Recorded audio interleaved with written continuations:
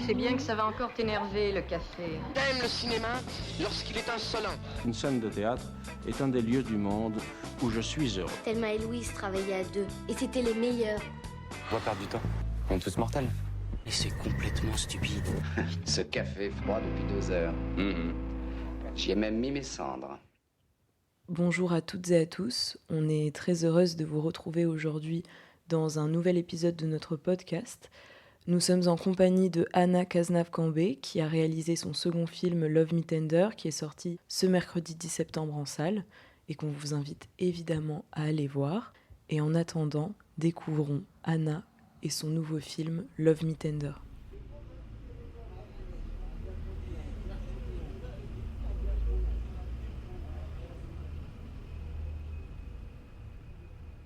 Moi, je voulais savoir comment tu avais écrit le scénario, si tu l'avais fait toute seule ou si tu avais collaboré avec Constance Debré sur le scénario, qui est l'autrice du livre Love Me Tender que tu adaptes aujourd'hui au cinéma. Non, en fait, j'ai écrit le scénario toute seule. Constance, elle a choisi qui allait réaliser le film. Elle a rencontré plusieurs réalisateurs et réalisatrices. C'était important pour elle, ce que je comprends. Mais par contre, j'ai eu cette chance qui est qu'une fois qu'elle m'a choisie, elle m'a vraiment laissé le champ libre. Et j'ai eu besoin de lui faire lire une version de scénario, une deuxième version, parce que j'avais besoin moi de lui faire lire. Mais elle a lu, elle m'a fait quelques retours et elle a été très... elle m'a dit, bon, you do you, c'est à toi, quoi, maintenant. Donc... Je pense que c'était une chance pour moi parce que ça aurait été difficile, je pense, de collaborer sur ce texte, étant donné que c'est un roman d'autofiction. Je pense que c'est pas la même chose d'adapter un roman de pure fiction avec quelqu'un, je pense, que de mettre les pieds dans une histoire comme celle-ci. C'était la configuration idéale pour moi, quoi. Et du coup, quelle part d'écriture t'as eu là-dedans et est-ce que tu t'es autorisé des choses aussi par rapport au roman? Alors ça, c'est marrant parce que, en fait, on passe tellement de temps quand on adapte un livre à le lire, à le relire, à l'annoter, à l'engrammer. C'est comme si au bout d'un moment, ça devenait une partie de soi. Il y a un moment où je connaissais le livre par cœur, quoi. Je savais, tel extrait est à tel endroit du livre. Ce qui fait qu'au bout d'un moment, la frontière, la ligne est très fine entre ce qui est de l'ordre que du scénario ou du livre, de l'histoire de départ. Aujourd'hui, je m'étais promis de relire le livre avant la sortie du film et puis j'ai été avalée par tout ce qu'il y avait à faire et j'ai pas pris le temps. Mais maintenant, je suis plus tout à fait certaine parfois de si un extrait du film vient du livre ou si c'est complètement sorti de ma tête. C'est devenu comme une chimère, quelque chose d'un peu flou. Il y a des choses où je sais, par exemple, pour le rôle du père et toute l'histoire qui se passe du côté du père de Clémence, j'ai ramené l'histoire comme ça dans le sud-ouest, dans les Landes, parce que c'est mon territoire de cinéma et que c'est l'endroit où j'aime filmer, où j'aime travailler. Et donc, dans le livre, il s'agissait des bords de Loire, mais ça n'avait pas d'impact sur l'histoire. Et donc, je me suis dit, je vais déplacer ça et on va rentrer à la maison. Mais voilà, c'est plutôt de cet ordre-là, c'est des espaces, par exemple dans les personnages qu'elle rencontre, que ce soit son coloc a sans doute un petit peu de tous les colocs que j'ai pu avoir en lui-même, et de la même manière, les filles qu'elle rencontre, les femmes qu'elle rencontre, portent toutes plus ou moins des morceaux de mon histoire, mais c'est devenu flou, quoi. J'ai pas lu le livre, mais je sais pas si dans le livre, elle s'appelle Constance dedans ou... Elle dit pas, elle se Ok. nomme pas. Elle nomme les personnes autour d'elle. Elle va dire Paul s'appelle Paul dans le livre, Laurent, je pense qu'il s'appelle Laurent, j'ai comme un doute. Mais de toute façon, ces prénoms sont inventés. Donc je savais que je pouvais les utiliser parce qu'ils ne sont pas les vrais prénoms. Mais elle se nomme pas. Et donc moi, je voulais pas l'appeler Constance. Et Constance était d'accord avec ça. Je l'avais appelée C dans toutes les versions de scénario. Il a fallu la nommer à la fin. Et j'ai pensé à Clémence parce que c'est un prénom qui porte en lui une qualité de la même manière que Constance. et qui vient définir aussi un parcours. Et j'aimais l'idée de la clémence dans le rapport à la justice aussi. Donc je l'ai renommé. Mais de la même manière, il y a tout un tas de détails sur Clémence qui sont pas du tout... voilà, il n'était pas question pour moi de faire un biopic sur Constance Debré. Donc ses tatouages ne sont pas les mêmes. Enfin, pour le coup, elle décrit ses tatouages dans le livre et elle parle de certains de ses tatouages qui sont vraiment ses tatouages. Moi, je voulais m'éloigner de ça et Constance était OK avec ça. Pour rester un peu là dans la continuité de l'adaptation et comment tu as réussi à composer avec le livre, il y a aussi les voix off qui sont tirées de Love Me Tender de Constance Debré. Et ces voix, elles sont hyper belles, elles apportent beaucoup de respiration à notre personnage.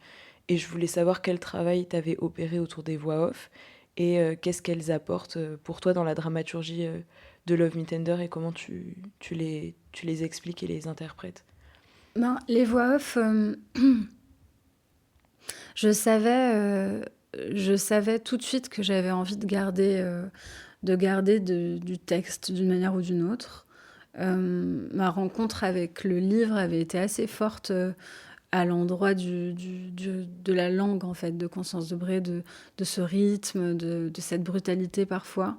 C'est une façon d'écrire, une fréquence, en fait, d'écriture qui me parle et qui me convient, dans laquelle je me reconnais, je pense. Et donc, je savais très tôt que je voulais garder des passages du livre pour le film. Par ailleurs, la voix off, c'est un outil de cinéma que j'utilise depuis toujours, depuis mes premiers cours. Et c'est jamais que je me dis, tiens, je vais écrire un film et il va y avoir de la voix off. C'est plutôt que j'écris des films dans lesquels apparaissent de la voix off. Et donc, je pense que c'est une grammaire qui me colle à la peau. J'ai le sentiment que la voix off, c'est un marqueur de générosité. En fait, aujourd'hui, il y a une petite crainte à l'endroit de la voix off, notamment en France, parce que la voix off serait un indicateur, un marqueur un peu élitiste, ou en tout cas un marqueur de classicisme. On se réfère tout de suite à la nouvelle vague quand on parle de voix off. Mais pour moi, c'est évidemment aussi la nouvelle vague, mais c'est aussi et peut-être surtout les gros blockbusters américains de quand j'étais petite, c'est-à-dire dans les années 90-2000, où toutes les histoires passaient par de la voix off. Et en fait, on a oublié que ça a été longtemps, un acte généreux de la part du metteur en scène qui vient ajouter quelque chose à l'histoire, de lui au spectateur. Parce que c'est un mouvement qui est intéressant, la voix off, pour ça. L'histoire doit et sans doute peut se vivre sans. Cette voix est ajoutée, donc qu'est-ce qu'elle apporte et quelle relation elle vient créer entre le film, le metteur en scène et le spectateur qui la reçoit. Et pour moi, la voix off, je me suis rendu compte de ça assez récemment. En fait, je crois qu'elle me connecte à l'histoire qu'on nous lit quand on est enfant. Et je crois que ça me met dans un état d'écoute qui est particulier, qui n'est pas tout à fait actif, qui est même un peu en retrait du film, mais qui me permet de venir écouter quelque chose d'autre et de manière vraiment très confortable et très douce aussi. Et plus ça avance et plus je me rends compte que mon rapport à la voix off, c'est finalement pas du tout autant Godard que les histoires qu'on me racontait quand j'étais gamine, quoi. Donc je pense que c'est pour ça que le film se retrouve aussi raconté par cette voix. Par ailleurs, la voix off me permettait de faire quelque chose d'autre qui était de venir témoigner du temps, du passage du temps, de manière très concrète. Ça, c'est quelque chose qui est important. Dès le roman, il y a une rigueur avec laquelle Constance parle du déploiement de ce temps, de la dilution aussi du temps entre leurs rencontres. Et moi, j'y tenais parce que je pense que c'est le cœur du récit. Ce film, il parle de famille, en fait, de comment on fait famille aujourd'hui et de comment le passage du temps chez l'enfant n'est pas le même que chez l'adulte. Et voilà, il y a des passages du film où des personnes vont lui dire « Tu vas voir ton enfant dans 3-4 mois ». Qu'est-ce que ça veut dire 3-4 mois du côté de l'enfant qui, lui, continue de grandir ? Donc j'avais l'impression que c'était important aussi que le spectateur puisse être très concret dans le passage du temps, se rendre compte qu'est-ce que ça fait 2 Noël, 2 anniversaires, du côté de l'enfance, quoi. Justement, sur ce passage du temps, on a les saisons aussi qui viennent rythmer le film. Et pour comprendre cette évolution temporelle, il y a aussi beaucoup de jeux de lumière qui sont souvent assez blanches et un peu froides. Est-ce que je voulais savoir un peu comment tu avais travaillé autour des lumières et nous expliquer un peu ça. Ouais, l'histoire se déploie sur plus de 2 ans. J'aimais bien rappeler à tout le monde autour de moi, à l'équipe et tout, qu'il s'agissait d'une épopée et qu'on allait la filmer comme un personnage qui traverse un espace d'ampleur, en fait. Je savais que les marqueurs des saisons allaient nous permettre de venir témoigner de ça, de venir encoder à la réception, du côté des spectateurs, quelque chose de très concret sur le fait que oui, mais ça fait 2 étés qu'on la voit, ça fait 2 Noëls qu'on voit. Et qu'est-ce que ça me provoque chez un spectateur. J'ai l'impression que c'est corrélé avec l'histoire de la durée du film, c'est-à-dire moi j'avais très envie qu'on éprouve le temps. Et par là, j'entends que l'histoire ait l'espace de se déployer et qu'on n'en fasse pas une sorte de condensé accéléré sur 1h30 dans un format très formaté, en fait, pour dire il faut qu'on rentre là-dedans parce que aujourd'hui, on a de plus en plus une image du spectateur qui aurait besoin de choses qui vont vite. Or, je pense que c'est tout à fait incorrect. Je pense que les spectateurs de cinéma, que les gens, quand ils vont au cinéma, ils savent que ils vont avoir la possibilité d'une expérience qui est différente de celle qu'ils ont chez eux, qui est différente de leur consommation de séries, qui d'ailleurs n'est pas de la consommation. Et ce qu'on voit, c'est que finalement, les spectateurs et spectatrices sont très heureux d'aller voir Monte Cristo qui dure 3 heures. Et parce qu'en fait, l'expérience, elle est autre. Alors, évidemment, je n'ai pas fait un film de KPDP, mais j'ai eu envie qu'on traverse cette histoire avec elle et que quand on en ressorte, on ait le sentiment d'avoir traversé quelque chose et de l'avoir avec nous, Clémence, je veux dire, de l'avoir connue. Et pour ça, il faut un certain temps. Et le passage des saisons et le rapport de travail de la lumière là-dedans, il visait aussi à... Alors, moi, je dirais pas que la lumière, elle est froide. Au contraire, je pense même qu'elle est souvent plus chaleureuse que ce qu'on aurait pu penser sur certains types de scènes. Par contre, on vient travailler avec des changements de lumière parce qu'on passe de l'hiver à l'automne, au printemps, à l'été. Qu'il y a des moments où moi, ce que je cherche, c'est une certaine sensualité.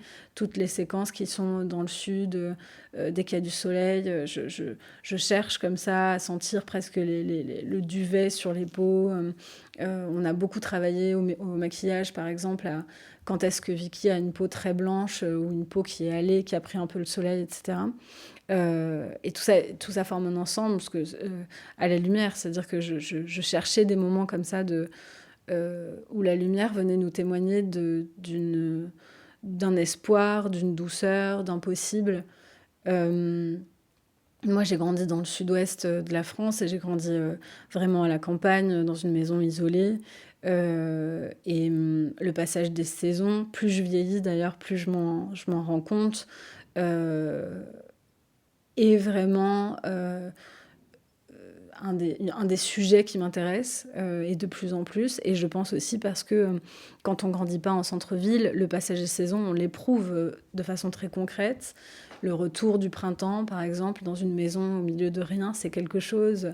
La lourdeur des étés dans le sud-ouest, elle a une qualité particulière. Et l'hiver, c'est pareil. Enfin, ce qui a tendance à être gommé par la ville, où on subit plus qu'on éprouve, en fait, le retour de certaines saisons. Et c'est vrai que pour moi, je pense que j'y mets une certaine mélancolie. En tout cas, je greffe comme ça à ces images de renouveau, de recommencement, de cycle aussi. Je pense que oui, que ça participe à une forme de narratif chez moi qui est lié à la mélancolie, qui est lié aussi à la nostalgie, et du coup qui est directement lié à l'enfance. me dire cet enfant, quand on le retrouve, il a changé de façon de s'habiller, ou alors d'un coup il expérimente le gel dans ses cheveux et c'est un peu foireux, mais en fait il expérimente l'idée qu'il se fait de lui-même dans le miroir, par exemple. Ben ça, c'est un step qui est vraiment un step de sortie de l'enfance. Et donc on a travaillé comme ça à plusieurs, avec les costumes, avec le maquillage, avec la coiffure, à venir raconter ça aussi de son côté à lui. Quand à un moment ils vont dans le sud ensemble et lui il repart de ça, il a les joues toutes rougies, le bout du nez tout rougi et on le sent plein de moiteur, de la chaleur du sud dans le train et ça pour moi aussi c'est l'enfance, quoi. Donc à la lumière on a essayé de traduire ça, on a essayé de venir raconter oui, qu'est-ce que c'est la lumière d'un supermarché, de manière très simple, par exemple, comment on n'esthétise pas la lumière d'un supermarché, mais qu'est-ce que c'est aussi traverser Paris l'hiver, et qu'est-ce que c'est le retour au soleil, les grands espaces, et à la lumière comme au cadre, parce qu'en fait, on a essayé de... En fait, on s'est beaucoup posé la question de comment on allait raconter la ville et comment on allait raconter Clémence dans la ville. Et par exemple, on a beaucoup travaillé sur des fonds qui soient toujours très flous et qui donnent la sensation qu'elle est toujours enfermée dans quelque chose et qu'on n'a pas de point de vue, on n'a pas de perspective derrière elle. Et ça, c'est quelque chose qu'on travaille tout le film, des allées-venues entre des moments où enfin il y a de l'air et de l'horizon. Et c'est des séquences qui correspondent souvent à des moments d'espoir dans le film, des moments où on se dit « Ah, quelque chose s'ouvre, quelque chose recommence ». Et des moments où au contraire elle est comme écrasée par les fonds, par les hauteurs, enfin où toutes les lignes comme ça viennent l'encadrer, la rendre toute petite. J'ai un peu dévié de... Non. Mais du coup il y a aussi un aspect que j'ai beaucoup aimé dans le film, qu'on sente en fait la suffocation en tant que spectateur, on sent la suffocation de Clémence et ça c'est au sein même de la caméra. Ton film, il commence sur un plan serré de Clémence la tête dans l'eau et il finit sur un plan large, elle les cheveux au vent sur son vélo. Et ça va suivre tout le film avec des jeux entre des plans plus larges et des plans plus serrés en fonction de l'état émotionnel de Clémence et du coup ça nous inclut évidemment énormément en tant que spectatrice. Et cette suffocation, elle se ressent aussi dans les espaces, notamment dans ce lieu... assez étrange où elle est obligée d'être encadrée pour revoir son fils. C'est un espace qui est presque immatériel et qui représente son enfermement à travers plein de symboles cachés que tu as utilisés. Par exemple, les clés, elle n'a pas ses clés quand elle est dans cet endroit-là. Les clés sont sur la table, elle ne peut pas les attraper. Le décor aussi permet de construire ce lieu qui rend l'espace plus complexe que simplement des murs. Et je voulais bien que tu nous parles du travail du décor, notamment dans cette pièce, mais de manière plus générale, évidemment. Ouais, ça c'était le travail sur le pôle médiation et globalement les espaces de rencontre, que ce soit la salle d'attente, le bureau de la directrice, etc. Ça a été un très gros sujet avec mon chef opérateur Christy Baboul et les chefs déco Mathilde Poncet et Thomas Ducos. On avait vraiment comme ça... ça a été un des points d'immense travail pour nous parce que moi je tenais à ce que ces endroits soient réalistes, évidemment, et à la fois, j'avais tout à fait conscience que je voulais pas qu'on bascule dans une approche qui serait quasi documentaire ou qui, en tout cas, serait vraiment ultra film social, où on serait à singer un univers moche pour raconter que oui, bah, c'est moche parce que ces lieux sont moches. Et donc, on s'est posé la question de comment neutraliser, c'est-à-dire comment transcrire l'idée d'enfermement. On a beaucoup travaillé sur ça, l'enfermement, le fait de ne pas avoir aux fenêtres, le fait d'avoir des espaces comme ça qui sont comme des boîtes. Et en même temps, on a essayé de rendre très simple les fonds, les murs, les éléments de décoration qu'on voyait, les quelques dessins. On a essayé de ne pas surenchérir. Et on s'est dit, il faut que cet espace nous paraisse exister, Et alors en plus, l'histoire qui est un peu drôle là-dessus, c'est que c'est un des décors qu'on a complètement fabriqué. On est dans un espace dans le sud-ouest où il y a rien, c'est un ancien truc qui a rien à voir avec le Schmilblick. Donc on récupère un immeuble qu'on recrée complètement. Et donc c'est un terrain de jeu, enfin le champ des possibles le champ des possibles est ouvert. Non, les possibles sont ouverts. Enfin, d'un coup tout est possible. Parce que voilà, on est sur des pièces vierges de tout et qui n'étaient pas faites pour ça à la base. Donc on va se poser des questions notamment de couleurs. On a beaucoup réfléchi là-dessus pour trouver à la fois des couleurs qui seraient un tout petit peu chaudes. Typiquement, à l'endroit du pôle médiation, le fond du mur, il tire un tout petit peu vers un saumon, enfin un rose très léger. En même temps, on ne voulait pas, par exemple... on n'avait pas envie de jouer sur des couleurs qui sont pourtant très récurrentes actuellement dans ces espaces-là, qui pourraient être du violet, du vert pomme, des couleurs très très fortes.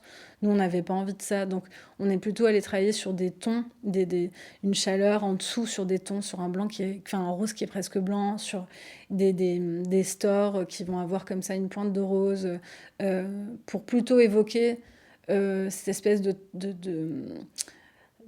tentative de rendre ces lieux chaleureux, mais qui échoue, quoi. Voilà. Moi, je disais ça, je disais, je veux pas forcément que ce soit crédible parce que ça ressemble à la vraie vie, mais je veux qu'on ait cette idée de on essaye de faire chaleureux dans un endroit qui pourra pas l'être. Et il faut qu'on ait cette vibe tout le temps. Et dans ces lieux-là, tout le champ lexical qui est utilisé dans les dialogues même, c'est un champ lexical de l'univers carcéral. En fait, il se parle sans cesse de qu'est-ce qui pourrait se passer au dehors, comment ça se passera sur une sortie, est-ce qu'il y aura une permission. Enfin, on vient comme ça activer un imaginaire qui finalement est plus de l'ordre de la prison que d'un espace qui s'appelle un espace rencontre, mais qui n'a rien d'un espace où on peut se rencontrer en fait, ouais. Et donc ça a été un vrai sujet, ça a été une collaboration au niveau de nos 3 postes pour trouver cette justesse, et aussi parce que je savais qu'assez vite ça allait devenir des lieux qui deviennent presque abstraits. La caméra est très souvent sur une légère avancée ou au contraire un léger dézoom, et on va venir travailler comme ça pour rendre beaucoup plus abstrait, pour évincer par exemple les personnes qui sont dans la pièce.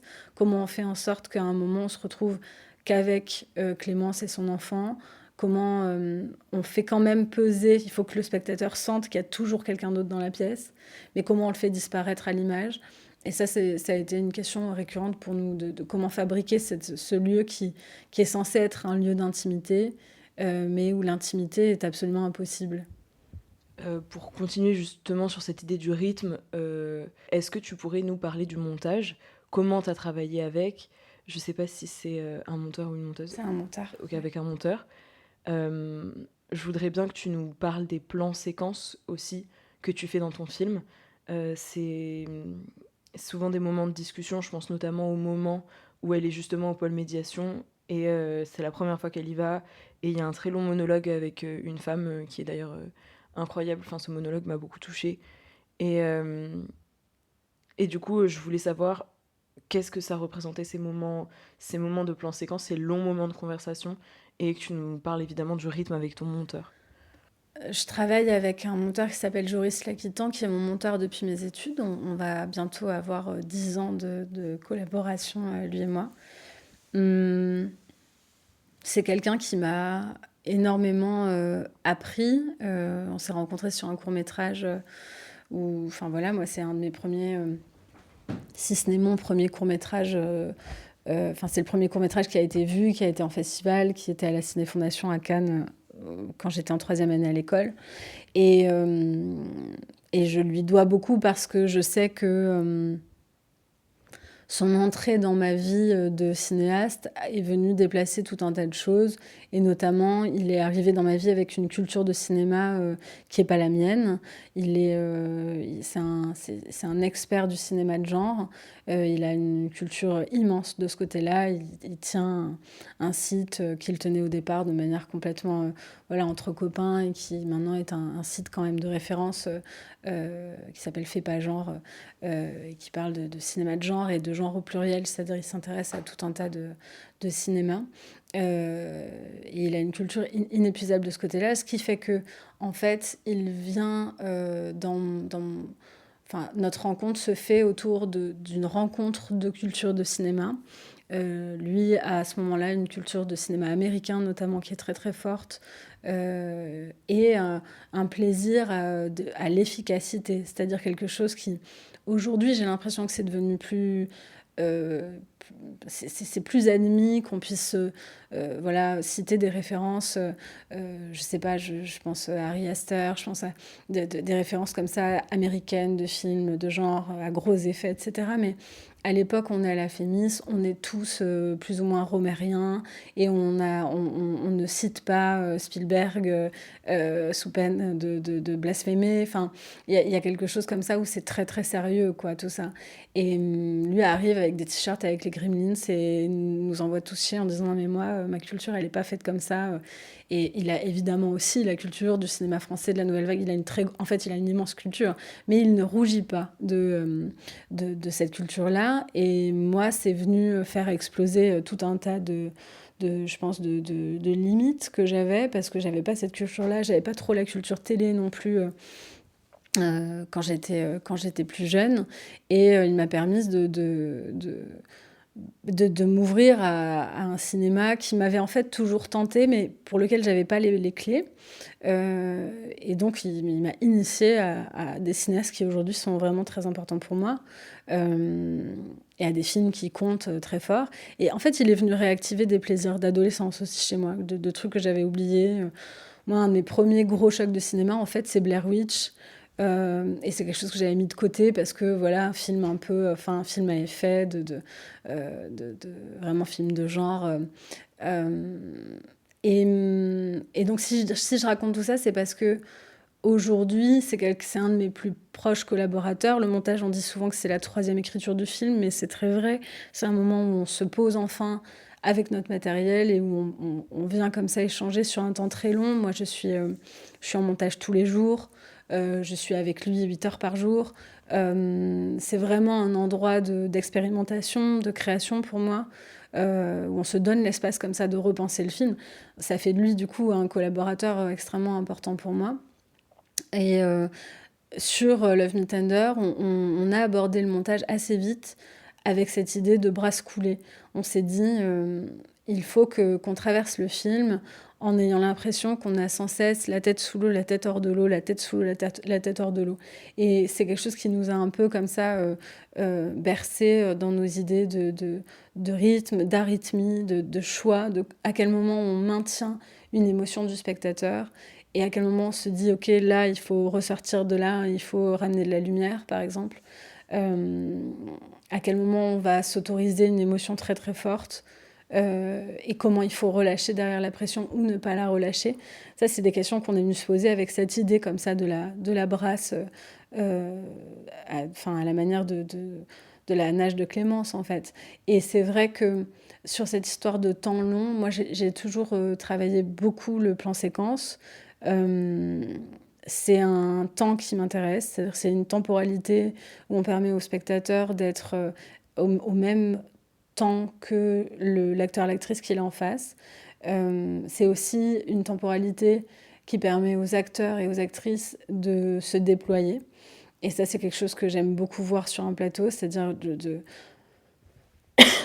Pardon. Moi, j'ai une façon d'écrire mes scénarios et de tourner qui, en général, ce que je tourne est très proche de mon scénario. Je cherche pas, par exemple, l'impro, j'écris pas des séquences qui sont très peu décrites en me disant on va voir ce qui advient sur le plateau. C'est pas trop ma façon de faire. Par contre, l'endroit du plan séquence, pour moi, c'est l'endroit de tous les possibles avec les comédiens, les comédiennes. C'est un endroit où on leur donne aussi tout le champ pour se déployer, pour jouer, au sens de prendre du plaisir. Et c'est un endroit aussi où chez moi, en tout cas, je suis plus connectée aux émotions de ce qui est en train de se passer parce que je suis exactement au même moment que les gens que je vois, au même rythme. Et par exemple, les plans séquences là dans Love Me Tender, presque toujours, c'est des moments de rencontre ou d'échange. C'est des moments où mes personnages ont des choses importantes à se dire et où on sort du profane, du quotidien, des choses très entre deux personnes dans un supermarché, où là où on s'arrête, on s'assoit, et il faut qu'on se parle. Et alors, en général, c'est souvent ces moments-là qui deviennent des plans séquences et qui s'étirent parce que j'ai l'impression que c'est une possibilité de donner toute la place à cette parole et à ces corps aussi. Je pense notamment à une séquence de rencontre entre Sarah et Clémence, donc Monia Chokri et Vicky Krieps, qui est une séquence de drague. J'avais comme ça très à cœur d'en faire une séquence très comédie romantique. Je voulais qu'à ce moment du film, on se permette comme ça cette légèreté-là, cette jubilation aussi. Très vite sur le plateau, j'ai compris que ça allait tenir en plan séquence, qu'elles avaient ce qu'il fallait de rythme et d'émotion et de justesse en fait pour que ce soit possible. Et donc on a décidé sur le plateau, j'ai dit mais ce sera en plan séquence, on va pas le découper, donc on va prendre le temps nécessaire pour que cette séquence elle tienne en un seul morceau. Et c'est ce qui fait qu'au bout d'un moment, Monia fait un truc que je trouve très joli avec son corps. Il y a un moment où on a vraiment l'impression qu'elle va venir l'embrasser, et puis elle se retire, et c'est vraiment un sentiment sur le plateau, derrière le combo, mais toute l'équipe, où on était tous avec l'impression qu'elle allait l'embrasser, ce qui n'était pas du tout écrit au scénario, par exemple. Et elle joue avec ça, elle joue avec cette limite, et c'est ce qui fait que la séquence, elle est un peu jubilatoire, et qu'on a un peu tous les frissons, et qu'on a un peu tous, on tombe un peu tous amoureux de Monia Chokri à ce moment-là, mais parce qu'on est sur leur temporalité. Et c'est quelque chose que j'affectionne, moi, dans le cinéma qui compte pour moi, quoi. Pour revenir à ton personnage, Clémence, elle est assez incroyable. Et pourtant, y a des gens qui lui reprochent beaucoup son manque d'empathie. Et c'est très certainement... très certainement, si ça avait été un homme, Clémence, personne n'aurait fait attention. Ce personnage, il est du coup hyper éloigné des carcans qu'on attend d'un personnage féminin qui est en train de perdre son enfant. Donc je voulais savoir comment tu l'avais construit. Et est-ce que tu t'étais donc appuyé sur des personnages masculins pour construire cette complexité, ou est-ce que tu avais essayé justement de déconstruire les schémas préconçus qu'on aimerait appliquer à une femme en train de perdre son fils ? Clémence, dès ma lecture du livre, moi j'ai aimé ce personnage. J'avais l'impression effectivement que je l'avais jamais vu.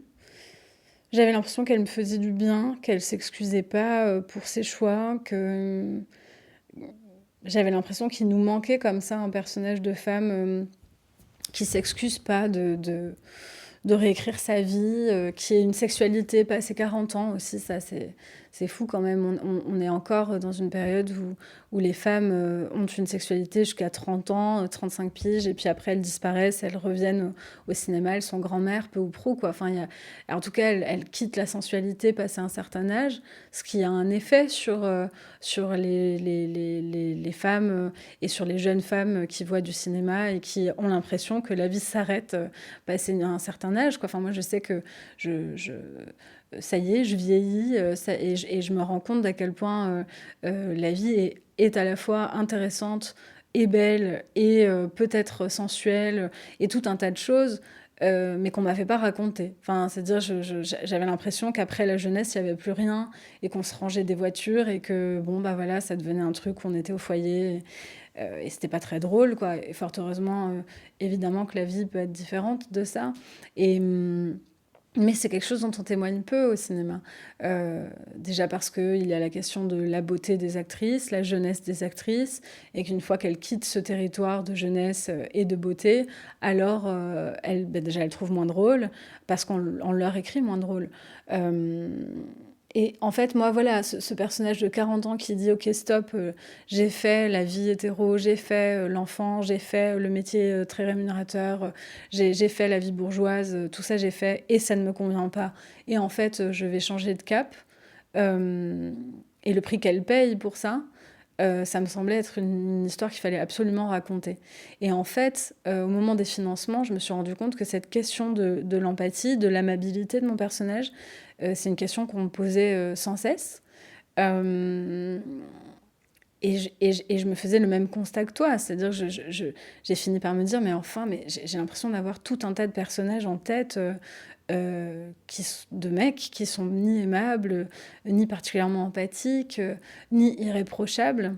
Et finalement, le procès qu'on faisait à mon personnage, mais qui est le procès qu'on fait à cette femme dans le livre, en fait, elle n'était pas la bonne mère, la bonne femme, pas non plus la bonne lesbienne, parce que ce qui lui a été aussi reproché, ça a aussi été du côté de la communauté lesbienne, qui ne voulait pas avoir ce personnage comme ça. Ce que j'entends, parce qu'on a peur, parce qu'en fait, on a été si peu représenté la communauté queer, et si mal représenté aussi quand c'était le cas, que je pense qu'il y a une crainte et qu'on a maintenu comme ça l'idée de personnages féminins irréprochables.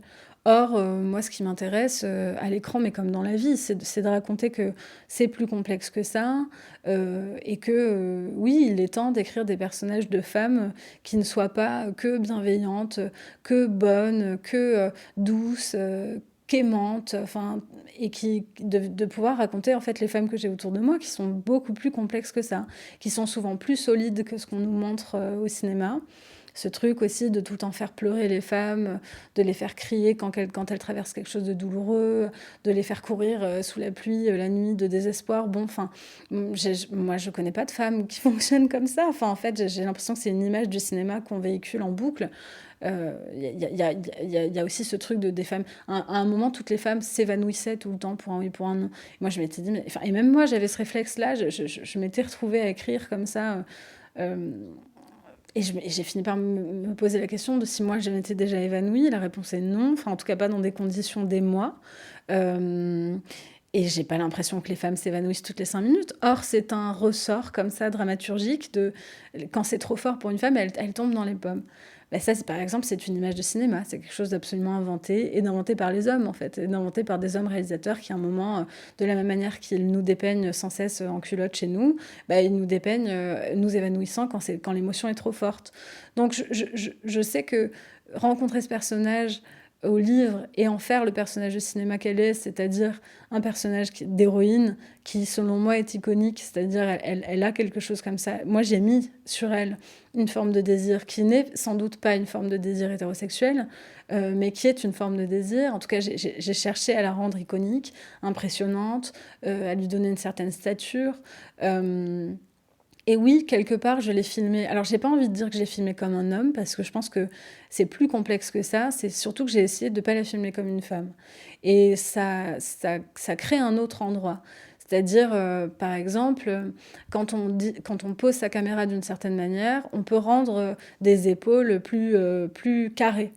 C'est un truc qu'on ne fait pas sur les femmes, puisque l'objectif, quand on filme, quand on photographie les femmes, c'est toujours de les montrer les plus fines possibles. Et la position d'une caméra, par exemple, affine ou arrondit une personne. Ce qu'on sait, ce que les influenceuses, par exemple, savent très bien. Mais moi, j'avais aucun intérêt à montrer ma comédienne la plus fine possible. Pourquoi ? C'est pas le sujet de mon film.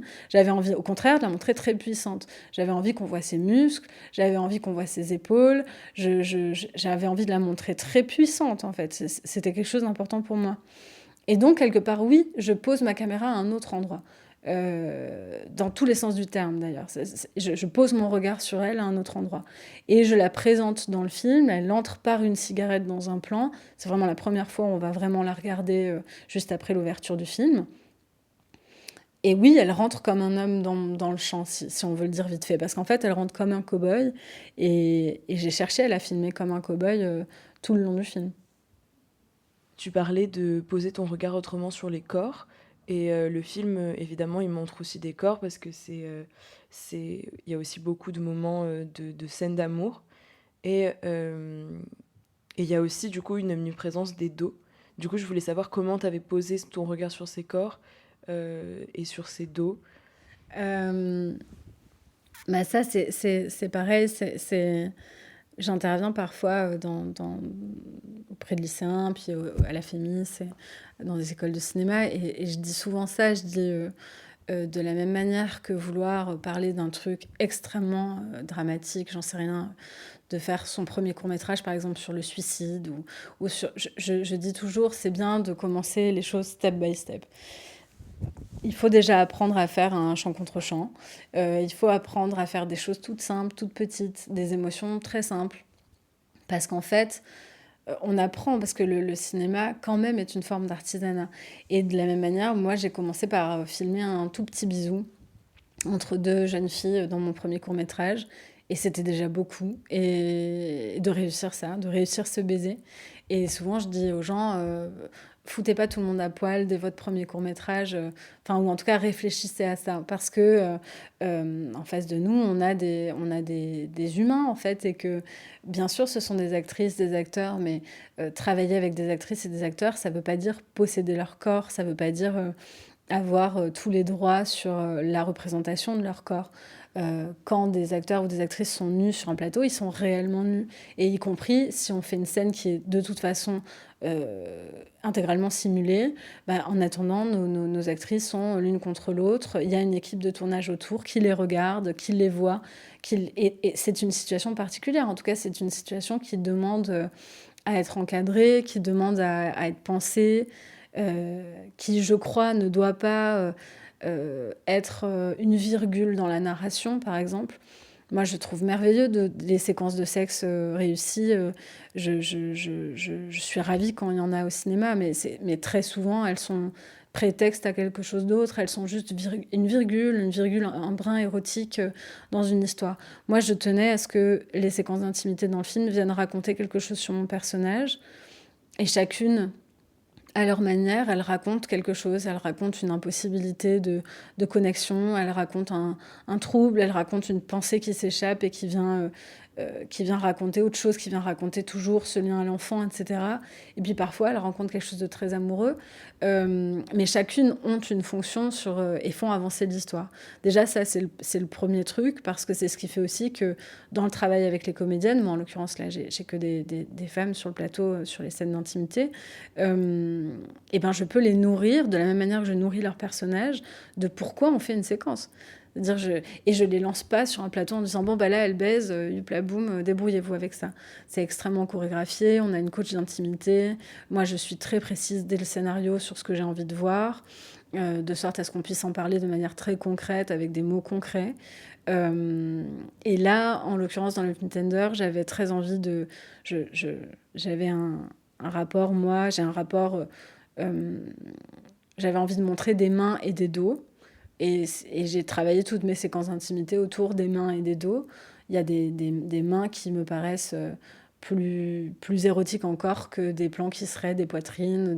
J'avais envie de ça, j'avais envie de parler de ce rapport de toucher. Et encore une fois, ce dos, c'est aussi un clin d'œil, je pense, à une certaine cinéphilie. C'est-à-dire que très souvent, les hommes au cinéma, pour montrer leur rapport érotique aux séquences, on monte leur dos, on monte leurs avant-bras, on monte leur dos. On montre rarement des choses qui les mettent en jeu d'un point de vue, par exemple, de leur partie intime, finalement. Mais moi, j'avais envie de montrer ça. J'avais envie de montrer le dos de ma comédienne, de comédiennes avec lesquelles elle relationne. Je pense à une séquence avec Oumnia Nader, qui est une fille, c'est une histoire très, très brève qu'elle rencontre dans un bar. Et puis, juste après, elles couchent ensemble. Et d'ailleurs, moi, je ne vais pas jusque-là. Je montre juste le début de leur rapport. Et je voulais voir le dos de cette comédienne, qui a un dos absolument magnifique et qui a comme ça aussi une certaine stature, des épaules assez carrées. Mais en même temps, elle porte une espèce de jupe qu'elle va remonter comme un jupon à la Marie-Antoinette. Et j'aimais le contraste de cette espèce de jupon sur une fille qui est très, très... qu'on sent très solide et très déterminée et très puissante aussi. Et venir travailler comme ça, faire un clin d'œil à un cinéma qui soit le cinéma en costume, le cinéma d'époque, les crinolines, et pouvoir dire, en fait, la sexualité entre femmes, elle peut être beaucoup plus puissante que ça. Donc oui, c'est sûr que dans le film est traversé par des mains et des dos qui se font relais comme ça, pour moi, d'une imagerie... oui, d'une forme d'éros, en tout cas, c'est sûr. Il y a aussi un autre personnage qui m'a intriguée, c'est Laurent. En fait, je voulais savoir déjà comment tu avais casté Antoine Reinhardt. Et aussi, je voulais savoir comment tu lui avais présenté le personnage, parce que c'est un personnage complètement détestable. Et du coup, je me demandais, est-ce que auprès de lui, tu as essayé de l'humaniser pour qu'il puisse s'en emparer, pour qu'il puisse le comprendre, pourquoi pas l'aimer, en tout cas qu'il comprenne un peu dans quoi il mettait les pieds, ou pas du tout? Antoine Reinhardt, je le rencontre en pleine campagne des Oscars pour lui, sur Anatomie d'une chute. On se croise dans un café en bas de chez moi. C'est un premier rendez-vous. Et donc, moi, j'ai en tête que c'est juste une prise de contact. Je pense que enfin, voilà, j'ai juste comme info, vous allez vous rencontrer à telle heure. Donc, je pense que c'est une première rencontre. Et en fait, on se retrouve au café. Et lui arrive avec tout un tas d'arguments pour défendre Laurent, pour défendre ce personnage.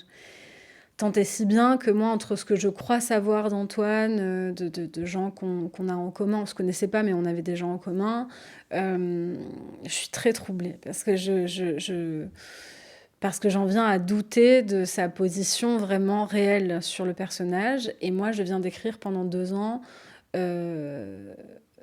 en étant collée à mon personnage féminin, à Clémence, et en n'ayant jamais fait l'exercice d'essayer de comprendre cet homme.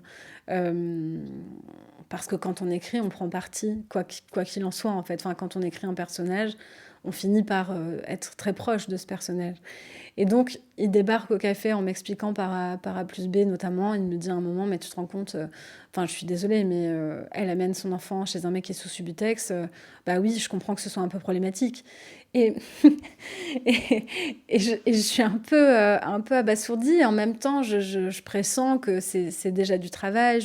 Par ailleurs, lui, en fait, est 100% déjà sur le projet. En fait, je me rends compte que c'est plus du tout un rendez-vous de premier contact, que vraiment, il est très convaincu de vouloir faire le rôle. Mais voilà, je ressors un peu étourdie de ce rendez-vous. Et puis après, on s'est mis à travailler. Et il était quand même... alors, c'est quelqu'un d'absolument adorable et de très doux dans la vie. Donc, au plateau, c'est un soleil qui apporte le soleil à absolument tout le monde. Et puis, on se mettait dans les séquences. Et de nouveau, il retrouvait quoi, ce truc de me dire entre les prises, non mais je paye l'école, en fait. Enfin, je paye tout. Enfin, et donc moi, j'étais comme un parent au-dessus des deux, là, à être du côté de Clémence, puisque c'est ce qu'on a vécu avec Vicky, 37 jours de tournage, à défendre cette femme, et à être avec lui, qui est une personne que j'adore par ailleurs, et à le voir... à le voir défendre comme ça. Mais évidemment qu'en fait, il s'agissait de sa façon de le comprendre, de sa façon d'essayer de l'aimer, de sa façon de trouver un moyen de le défendre. Parce que cet homme se défend, enfin, qu'on soit ou non de son côté, en l'occurrence moi pas, mais évidemment qu'il a l'impression de se battre contre quelque chose. Et lui d'ailleurs se considère comme une victime de quelque chose. Et en tout cas, il y a quelque chose qui lui échappe et c'est trop douloureux pour lui. Et c'est une vexation qui est indépassable. Parce que pour moi, il s'agit de ça. Et donc, après, il se défend de quelque chose. Donc, aussi lunaire... j'ai toutes les peines du monde à me mettre de son côté, mais à la fois, quand moi, je suis du côté de la mise en scène et que je dois accompagner mon acteur pour créer ce personnage, je suis bien obligée d'entendre ses arguments et de venir l'épauler et de venir, sur une séquence de dispute, par exemple, lui dire « mais je pense que tu peux y aller plus fort, je pense que tu as raison ». Et c'est une position qui est particulière. Après, Antoine, évidemment, une fois que le tournage a été terminé, m'a dit tout ce qu'il pensait de ce personnage et tout allait bien. Et aujourd'hui, c'est quelqu'un que j'aime beaucoup. Je suis rassurée sur ses opinions féministes. Mais oui, ça a été une expérience assez drôle à vivre. On a l'habitude de terminer notre podcast avec une recoculture. Donc voilà, c'est ce que tu veux, du théâtre, du ciné, trop bien. Un livre. De quelque chose de forcément actuel ou pas forcément? Non, pas forcément. Intéressant. Pour la reco culturelle, je dirais le livre de Camila Sosa Vilada, Les Vilaines, qui est un roman qui raconte l'histoire d'une communauté transsexuelle de prostituées à Buenos Aires. On est comme ça dans cette communauté de femmes, dans leurs colloques, dans les parcs la nuit. C'est un roman qui est à la fois très violent, mais qui est traversé par des des fulgurances de grâce pure, une langue qui est merveilleuse. J'imagine, je ne lis pas en espagnol, mais j'adorerais parce que la traduction que j'en ai lue est déjà fantastique. C'est un livre qui laisse des images et des amis, quoi. Quand on le quitte, elle nous manque. C'est une famille comme ça choisie qui est absolument sublime. Puis ça raconte une époque, et puis au cœur de ce livre, il y a la question d'un enfant qu'elles trouvent et qu'est-ce qu'elles vont faire de cet enfant. Voilà, c'est somptueux. J'encourage tout le monde à faire cette lecture. Merci. Merci. Merci à toutes et à tous d'avoir écouté cet épisode. On vous invite évidemment à aller découvrir Love Me Tender en salle et on vous dit à très bientôt pour un nouvel épisode. Tu sais bien que ça va encore t'énerver, le café. T'aimes le cinéma lorsqu'il est insolent. Une scène de théâtre est un des lieux du monde où je suis heureux. Thelma et Louise travaillaient à deux et c'était les meilleurs. On va perdre du temps. On est tous mortels. Mais c'est complètement stupide. Ce café froid depuis 2 heures. J'y ai même mis mes cendres.